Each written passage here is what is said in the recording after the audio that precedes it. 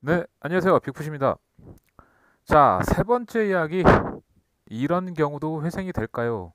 자, 제가 영상을 이제 하나, 두 개를 올렸고, 세 번째 이야기인데요. 이제는 실사례를 한번 좀 들어서 하나씩 체크해 가면서 한번 볼게요. 좀 더 구체적으로, 어, 최대한 챙길 수 있는 게 있나 한번 봐야겠죠. 제가 너무 영상에다가 모든 걸 다 올리게 되면은 모르겠어요. 저도 제재가 들어올 수 있어요. 그렇기 때문에 저도 좀 뭐라 그래야 되나 좀 유의해서 올리게 돼요. 그래도 뭐가 뭔지는 한번 볼게요. 일단 자, 이유 불문하고 사례 원 현실 팩트 체크 한번 해보죠. 자, 만약에 현재 부채가 약 7천만 원 이상의 빚이 있습니다. 이렇게 잡은 이유는 보통 연봉의 약 두 배에서 2.5배? 예, 그 사이에 보통 빚이 있으면은 이제 터지기 직전이거든요. 제가 주변을 보던가 여러 사례를 봤을 때. 그래서 기준을 뭐 연봉 3천에서 3,500으로 잡고 빚이 약 7천 정도 생겼다가 칠게요. 예, 그 정도 상황이 되면은 이제 고민이 좀 되겠죠. 그래서 이 사례를 잡아 본 거예요. 이런 사례 말고 다른 사례도 있습니다. 자, 은행권에 뭐 땡땡은행 2천만 원, 뭐 땡땡은행 1천만 원 있고, 뭐 저축은행 1천만 원, 캐피탈 차할부가 1천만 원 남았고, 자, 사금융에 500, 300, 150 이렇게 땡겼고요. 자, 지인한테 막 500만 원 빌리고 300만 원 더 있을 수도 있어요. 하지만 저렇게 잡았고요. 자, 일수로 50만 원, 30만 원, 20만 원. 자, 통신사는 소액결제나 이런 거 뭐라도 시켜 먹어야 되니까 50만 원 이렇게 잡아놨어요. 단위는 이제 50만 원 이상으로 잡았고요. 일수는 20도 50 이상의 강력한 파급 효과가 있기 때문에 이렇게 잡아놨습니다. 약 7천만 원 이상의 빚이 있다고 쳤을 때 여러분들은 이 압박감 어떻게 하실 거예요? 그죠? 내가 연봉이 3,500이라고 쳤을 때 한 달에 들어오는 돈은 고작 뭐 한 200, 207, 80, 뭐 이렇게 뭐 300이 좀 안 될 거라고요. 한 200, 한 260, 250, 60 되겠네요. 그죠?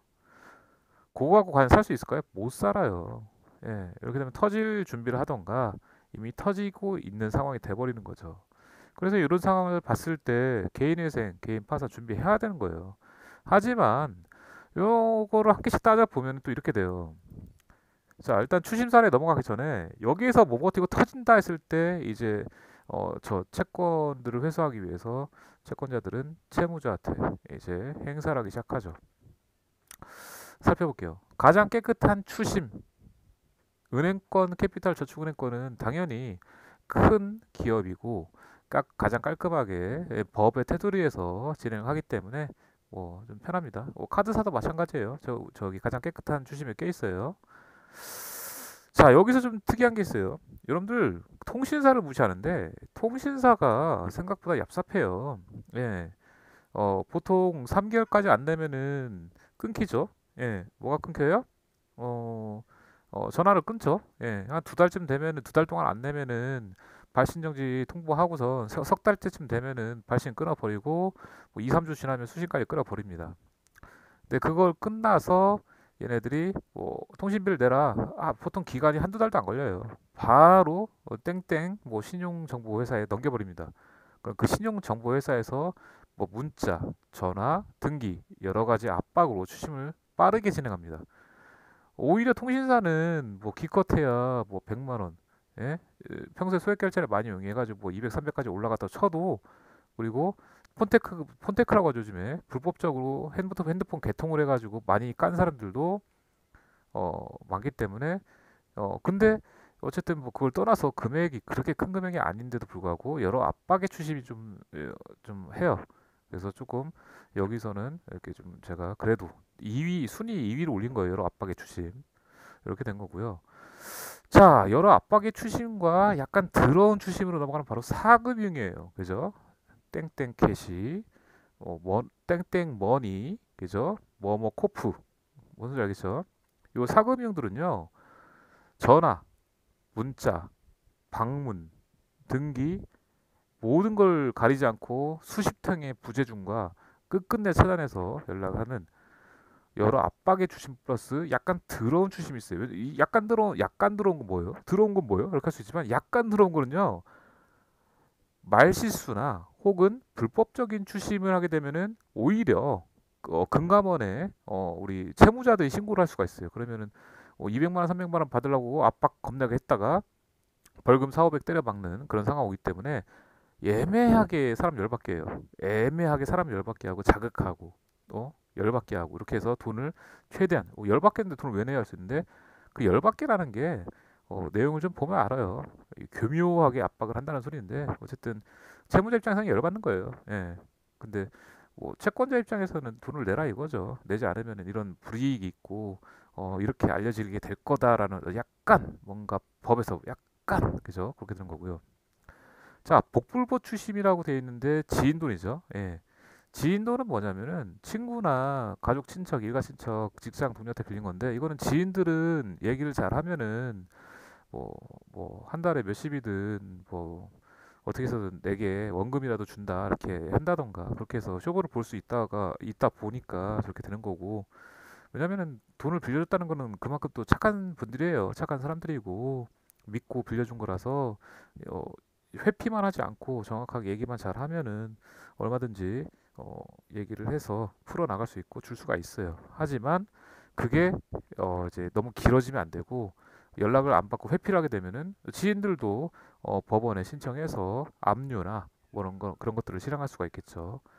자, 그리고 여기에 적지 않았는데 일수 적지 않았죠. 가장 추악한 추심이라고 내가 쓰려고 했는데 또 제 영상 보고선 일수 하시는 분들이 또 압박 줄까봐 그건 빼놨습니다. 가장 추악한 추심, 각종 SNS 협박, 뭐 알리겠다, 내가 뭐 네 뭐 사진, 너 어떻게 생겼는지 니네 집에 찾아가겠다, 네 가족한테 연락해서 조져버리겠다, 별의별 걔네들 근데 금액도 뭐 20만 원, 30만 원, 50만 원밖에 안 되는데 가장 추악한 추심을 당해요. 그렇기 때문에 개인 일수 쓰시면 안 돼요. 월별하고. 근데 여기 적진 않았어요. 예.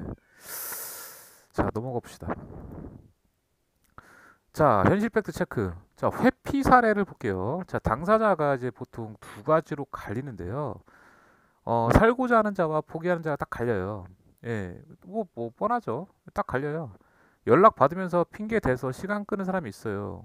근데 이거는 연락을 받고 시간을 끈다는 거는요, 신용을 살리기 위해서 뛰는 거예요. 그렇기 때문에 통계적으로도 이미 채권 추심을 하는 그 부서에서 그 직장 그 팀원과 팀장들은 체크를 해요. 매일같이 전화해서 연락이 되냐, 이 어떤 상황이냐, 갚으려고 하냐, 뭐 이런 것들 체크하다 보면은 연락을 받고 대응을 한다는 거, 시간을 끈다는 건 알아요. 얘가 좀 노력하고 있다.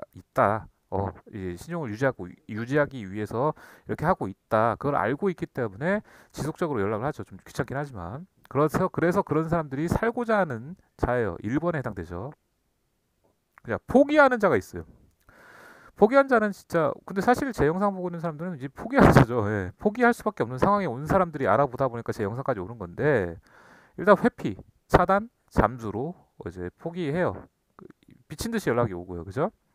그래서 회생 파산 이제 워크아웃 이런 걸 준비하는 건데 사실 전에 연락 받아도 돼요. 예, 이제 상황이 이래서 개인 회생 준비하고 개인 파산 준비한다 이렇게 해서 해도 되는데 이미 멘탈이 나갔고 그 누구하고 얘기하고 싶지 않은데 자꾸 독촉 전화오면 짜증나잖아요. 그죠? 화나고 그래서 차단하고 잠수하고 포기하는 거예요. 하지만 이 연락을 그래도 왜 하느냐고요?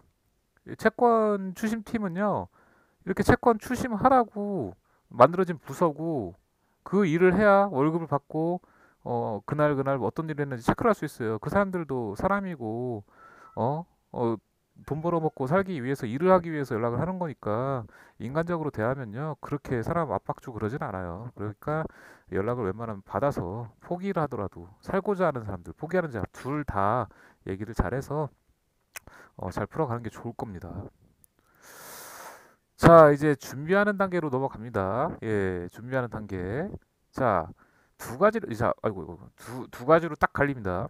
자, 영리한 여우와 무식한 공 같은 자의 차이점. 이 영상이 어떻게 보면 꽃이죠. 이번 영상에. 자, 공 같은 자는 진짜 착한 거예요. 어떻게 보면은. 이렇게 살아야 정상인 거고. 끝까지 영끌에서, 예, 영혼까지 끌어다가 지인에게 일수까지 다 끌어 구에다가 막다막다 터지는 사람들이 있어요. 내가 신용을 지키기 위해서 미친 듯이 남는 건 오로지 빚뿐. 이게 뭐예요? 맞아요. 남는 게 오로지 빚밖에 안 남아요. 남는 게 아무것도 없어요. 이런 사람이 있고요. 영리한 여우가 있어요. 영리한 여우. 착할 수도 있고 착하지 않을 수도 있어요.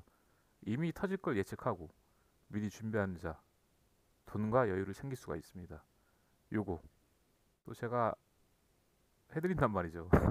그래서 제가 영상에다가 뭐 너무 많은 걸 알 수는 없어요. 그래서 근데 여유 있는 사람들은 이렇게 미리 준비한다는 게 쉽지가 않아요. 자기가 터질 거를 예상해서 이걸 준비하기가 쉽지 않거든요. 제가 봤을 때는 한 100명, 1000명에 한 명씩 나올까 하는 정도밖에 안 된다고 봐요.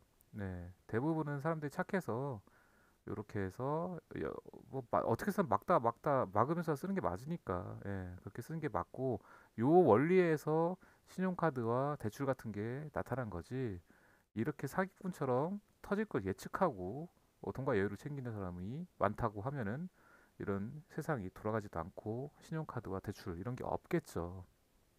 하지만 이 와중에 윤리적인 이제 도덕적인 해이가 있다고 치면 이거는 좀 그렇긴 한데 그래도 살고자 하는 거잖아요. 법의 테두리 안에서 이렇게 준비를 할 수 있는 방법들이 있습니다.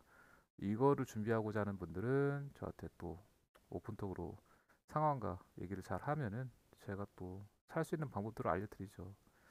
자, 어쨌든 이렇게 영리한 여우와 무식한 공 같은 차이점을 제가 이렇게 팩트로서 좀 말을 했는데 좀 더 강한 이제 말들과 그런 것들을 할까 말까 고민하겠는데 어쨌든 제 영상들이 쭉 이어지면서 여기에 해당되는 사람들은 준비를 할 수도 있고 어떻게 하나씩 하나씩 할 수 있는 방법들 그리고 조심스럽게 현실적으로 챙길 수 있는 건 챙기고 이 정도까지는 문제가 안 된다는 거를 남길 건데요. 과연 누가 더 좋은 건지 모르겠어요. 근데 저는 언더그라운드 이미 삶을 포기하고 살아남을 수 있을까 하는 분들의 편이기 때문에 여러분들이 뭐 어떤 영상을 보면은 빅풋은 뭐 일수꾼 아니냐? 저 일수꾼 아니에요. 절대 대출 제가 뭐 연동도 안 해주고 일수 연결도 안 해줍니다. 빅풋은 어 뭐 저기 뭐 이렇게 말을 싸가지 없게 한다 그렇게 할 수 있는데 여러분들 제가 전달하고자 하는 핵심만 들은 사람들은요 하고 넘어갈 수 있어요. 근데 그냥 제 말꼬리를 잡고 저한테 손해봤다고 생각하는 사람들은 그냥 무조건 싫은 거예요. 제가 그 사람들까지 다 포괄적으로 좋은 말 하고 싶지도 않고 제 영상은 필요한 사람들이 듣고 유익했으면 좋았을 뿐이에요. 제 말투가 마음에 들지 않고 목소리 톤이 마음에 안 들고 편집이 마음에 안 들고 막 하는 사람도 있잖아요. 안 보면 되잖아요. 그죠? 어딜 가도 태클 거는 그런 키보드 워리어들 언제든지 댓글에다가 저한테 지랄을 해도 상관없어요. 그냥 저는 이제 댓글도 안 남겨 귀찮아요. 저 하는 것도 바쁘고 그냥 다 차단하면 되니까 바보같이 그냥 계속 짓거리세요. 그러면 제가 알아서 다 차단할 테니까. 그리고 진짜 필요한 사람들은 어떻게 해서 살아남으세요. 예? 제 영상이 정말 유익해서 죽을 때까지 보탬이 됐으면 좋겠습니다. 네, 이상입니다.